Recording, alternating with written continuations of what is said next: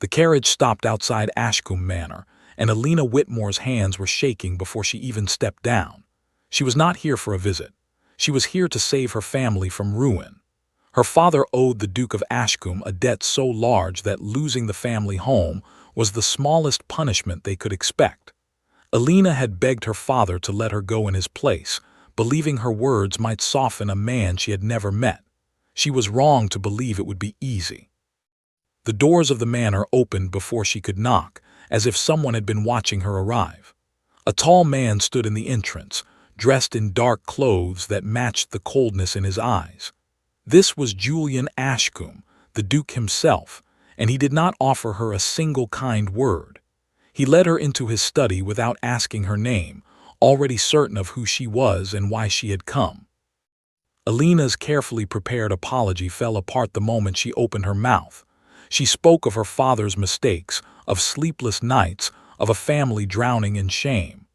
Julian listened without interrupting, his expression unreadable, his fingers tapping once against the edge of his desk. When she finished, he said only one sentence that made her stomach drop. "Words do not pay debts." Alina felt the room grow smaller. She had nothing else to offer him. No money, no land, no way to undo what her father had done. She turned to leave, certain she had failed completely, when his voice stopped her at the door. "There is one way this debt disappears tonight." She turned back slowly, afraid to hope. Julian rose from his chair and walked toward her with the calm confidence of a man who had already decided her fate before she arrived.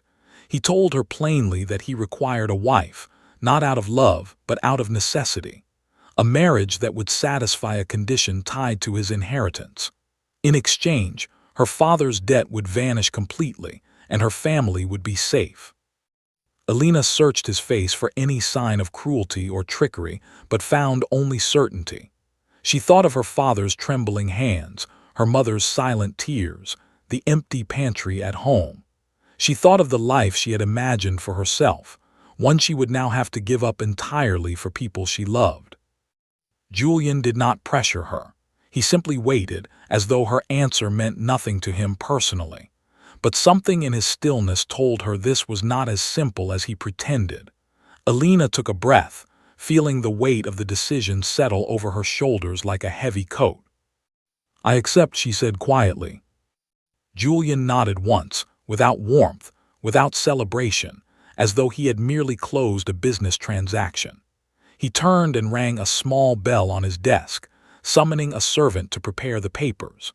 Alina stood frozen in the center of the room, realizing she had just agreed to marry a stranger to save the family who had never asked what she wanted for herself.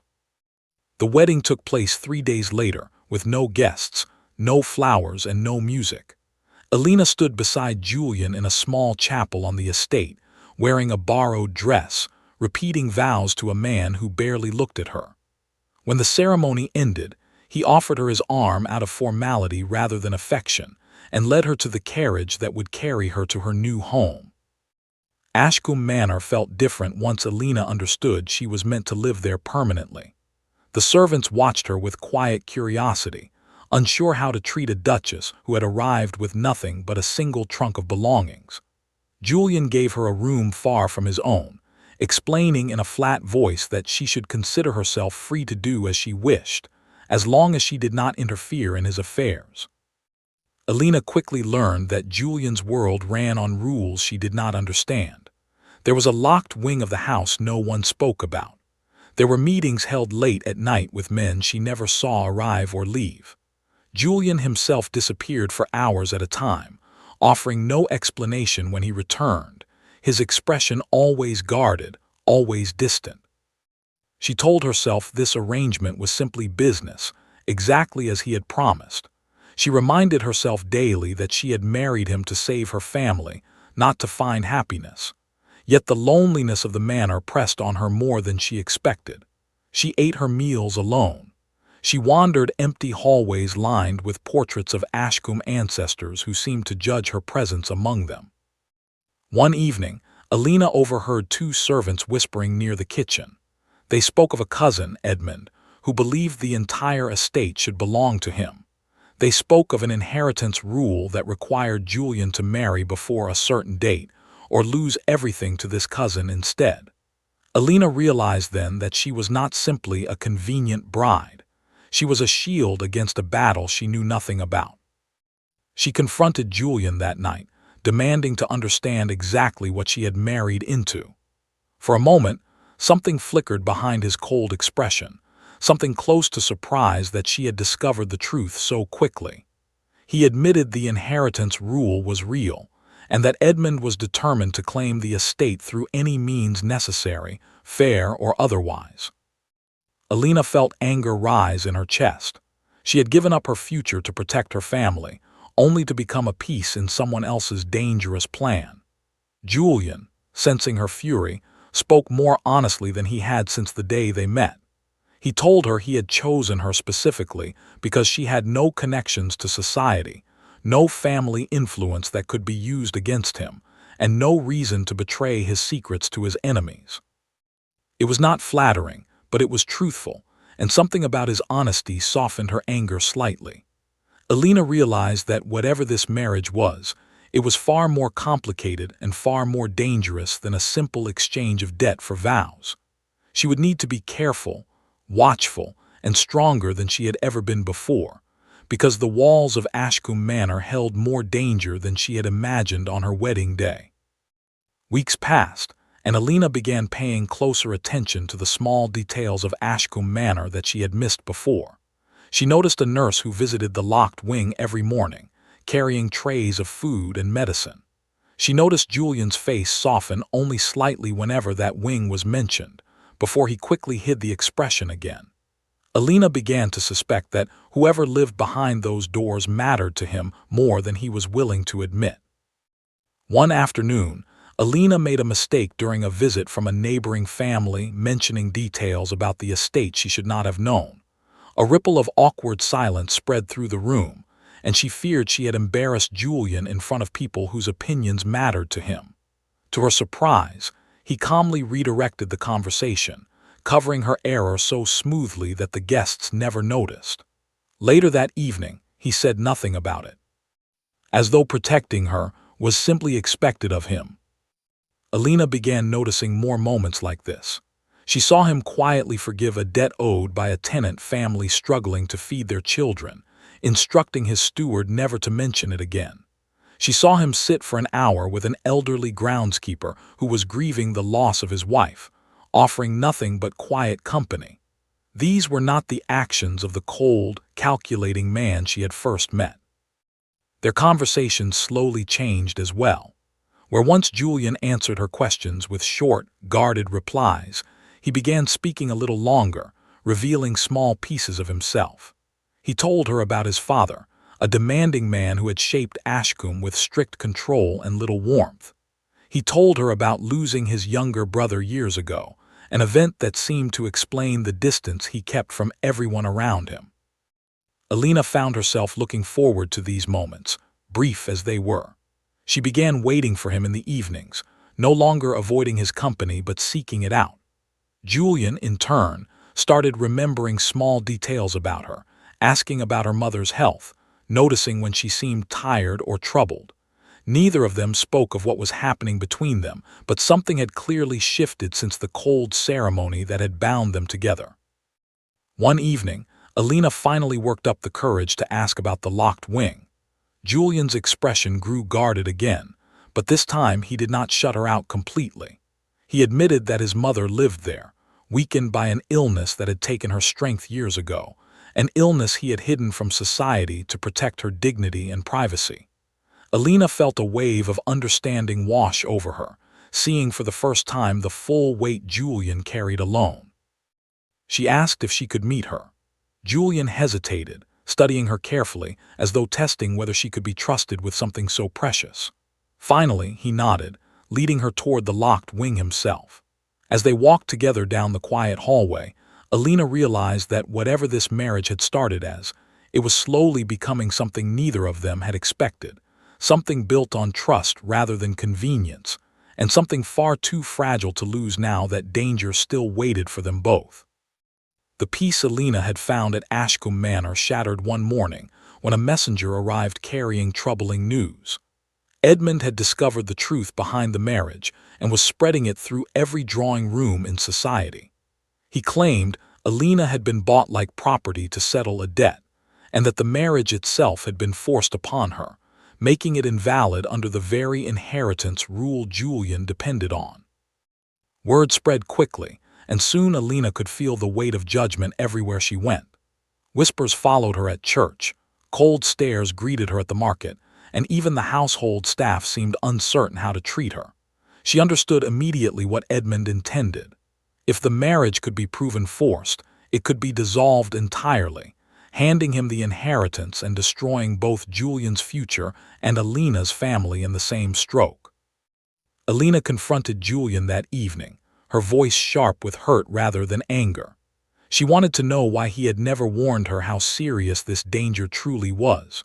Julian's calm composure finally cracked, and for the first time, she saw real fear behind his eyes, not for himself, but for what she might lose because of him. He admitted the truth slowly, choosing each word with care. He said that when she had stood in his study weeks ago, refusing to grovel despite everything her family had lost, something in him had respected her immediately, more than he expected to respect anyone again. He confessed that, although the marriage had begun as a necessity, his feelings toward her had grown into something far deeper than either duty or convenience.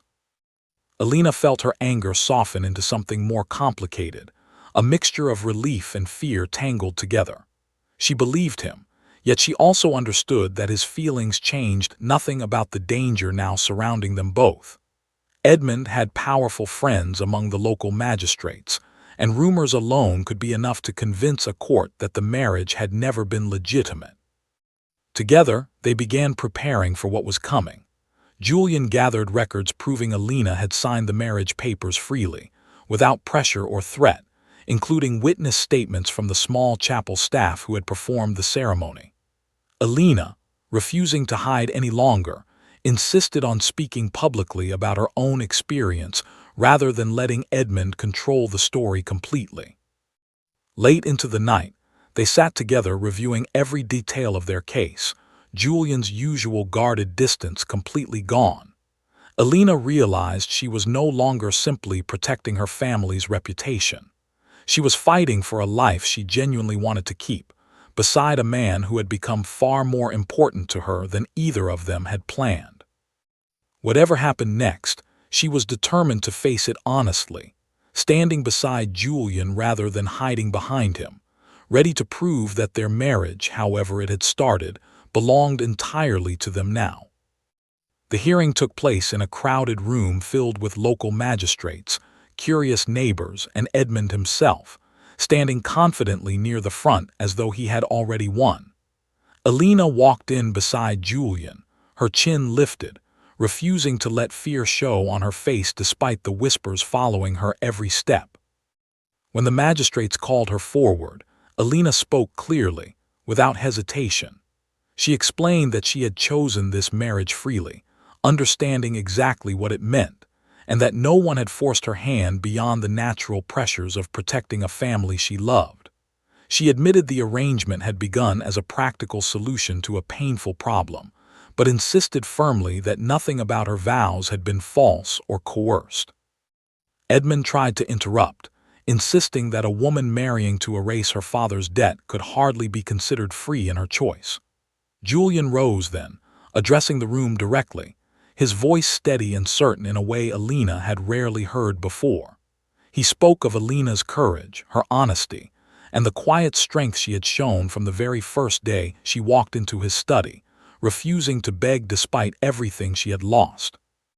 He declared publicly that whatever the marriage had started as, it had become a true partnership built on respect and genuine feeling. He stated plainly that Edmund's accusations were driven by greed rather than concern for justice, and he presented the signed witness statements proving Alina's consent had never been in question. The magistrates deliberated only briefly before dismissing Edmund's claim entirely, ruling the marriage completely legitimate under the estate's inheritance rule. Edmund left the room in silence. His scheme collapsed, his influence over Ashcombe Manor gone for good. The crowd that had once whispered about Alina now watched her with quiet respect, seeing clearly what had been true all along. That evening, back at the manor, Alina and Julian sat together in the study where their strange arrangement had first begun.